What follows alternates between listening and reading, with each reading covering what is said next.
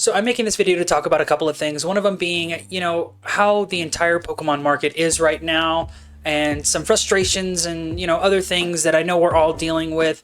And then my path moving forward through the market to go ahead and make it to where I can have fun and still enjoy this hobby that I love so much.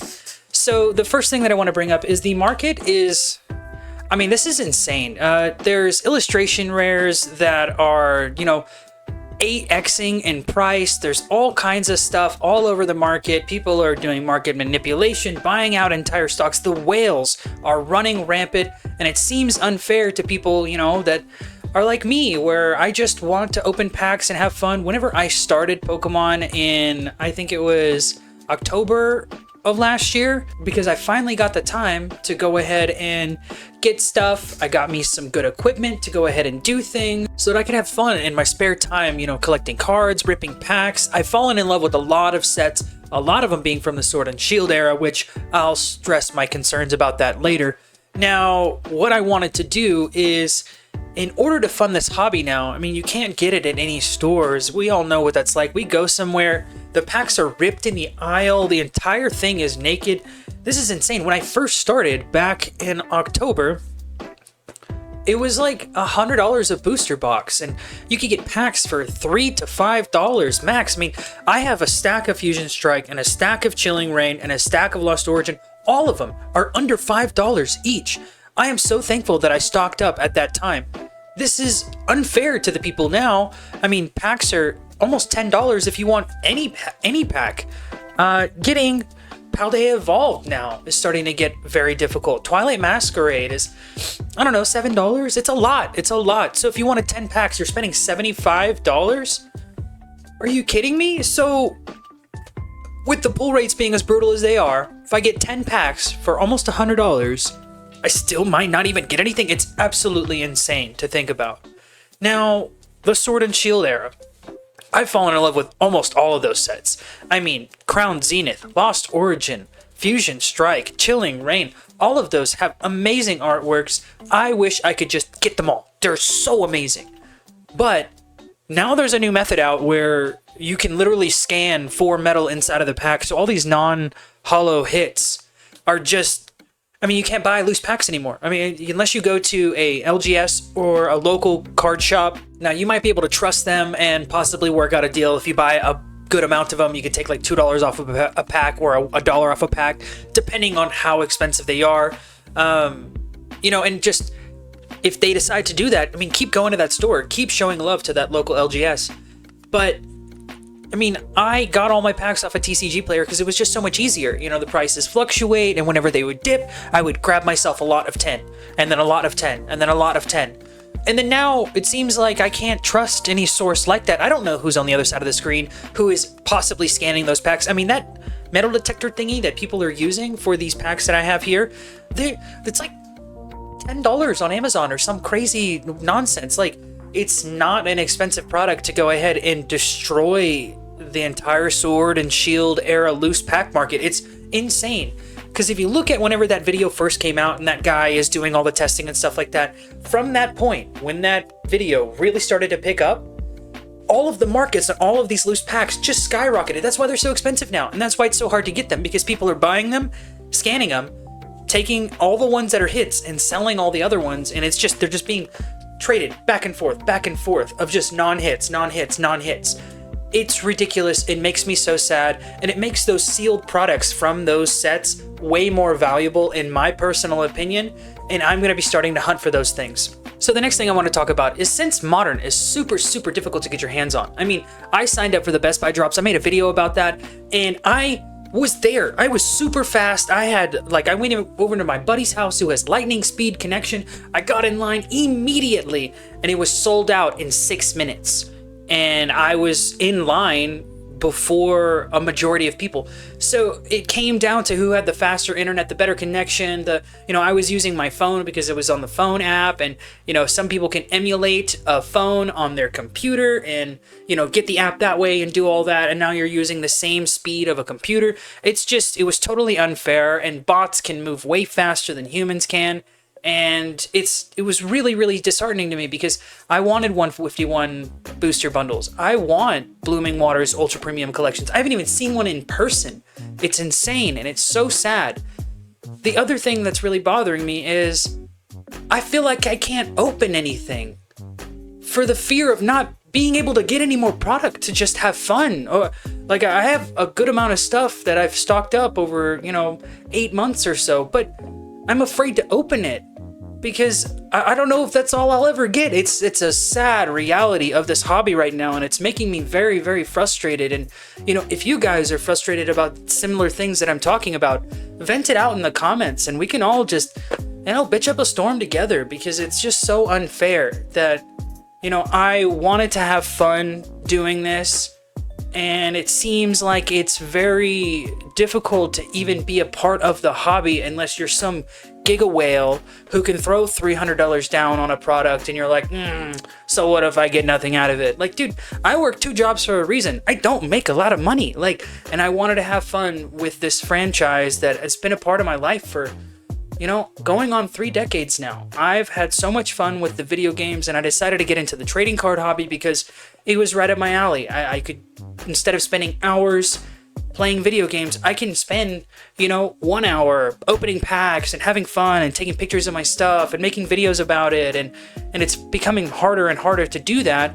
And I feel like I have to talk more about the market than actually opening product and collecting amazing cards. And so I've got some things in works where I can go to actual stores, and I'm possibly going to interview different store owners and talk to them about, how they're dealing with this entire situation that we're also facing as well.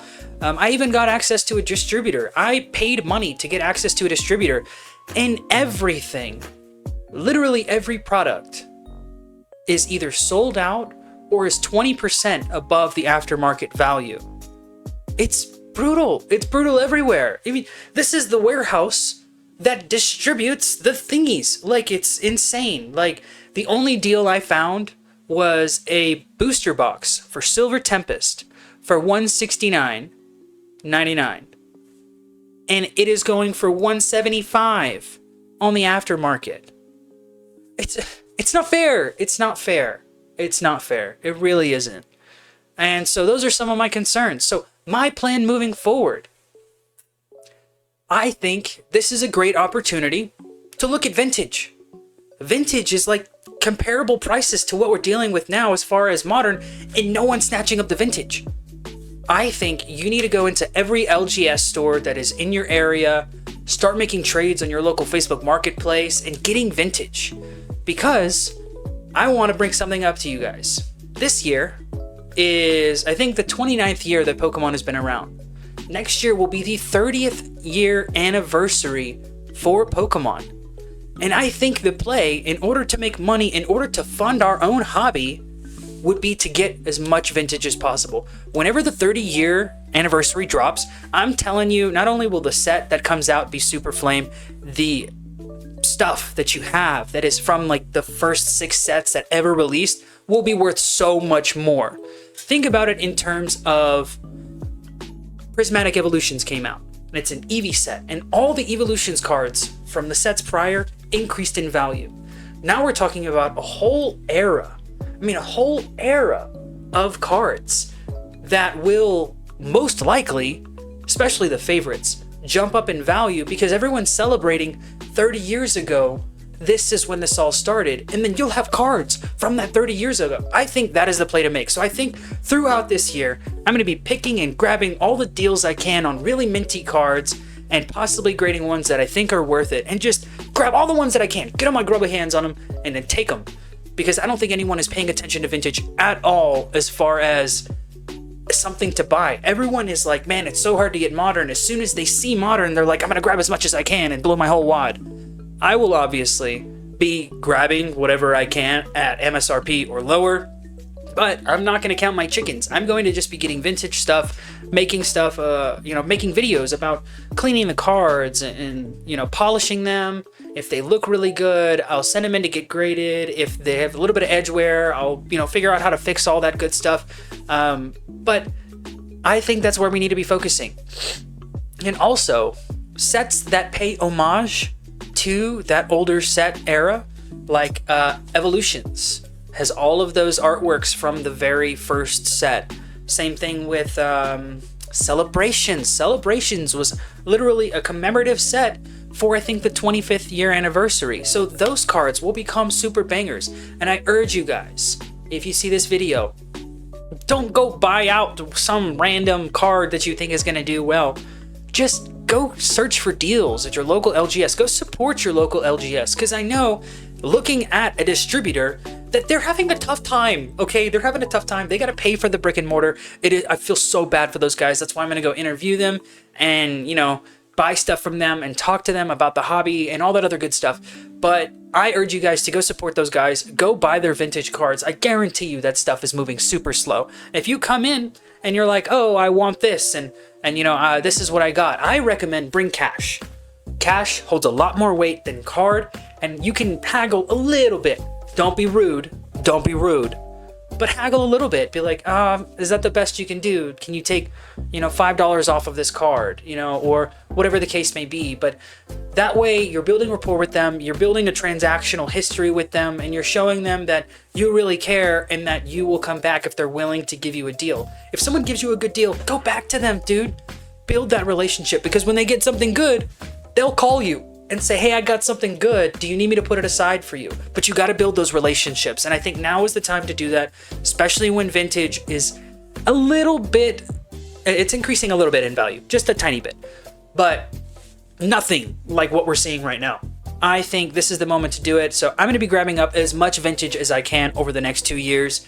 And I also have a couple of other ideas as far as the market price of things and how to go about making a little bit of chump change so that we can get product in our hands. Because I know you guys want to have fun like me, but this video has already gone off long enough. So I'll make a separate video talking about my strategies as far as making some short-term money so that I can make, you know, have fun opening packs and getting product and stuff like that. And I feel comfortable opening my product that I have now, but I don't even want to touch it or take it out of its box. Because like I said, I'm afraid I'm not going to get anything at all unless I want to pay 2 times the price. It's absolutely brutal. So anyways, that's my little rant. Feel free to rant in the comments. Just let it out. It's super frustrating. I wish that there was a way to fix this situation, but it's on a scale that's even worse than it was during COVID-19, and it's possibly only going to get worse because of all the sets coming out this year. We got 152 from Black and White, and we got the Team Rocket set coming out, and then right after that we're going to be getting the 30th year of Pokemon. I think it's going to be a rough 2 years for a lot of us, so we need to figure out strategies in order to get product. But I'll see you guys next time, and try to not stress out as much as I am. But you guys have a good one, and good luck on your pulls.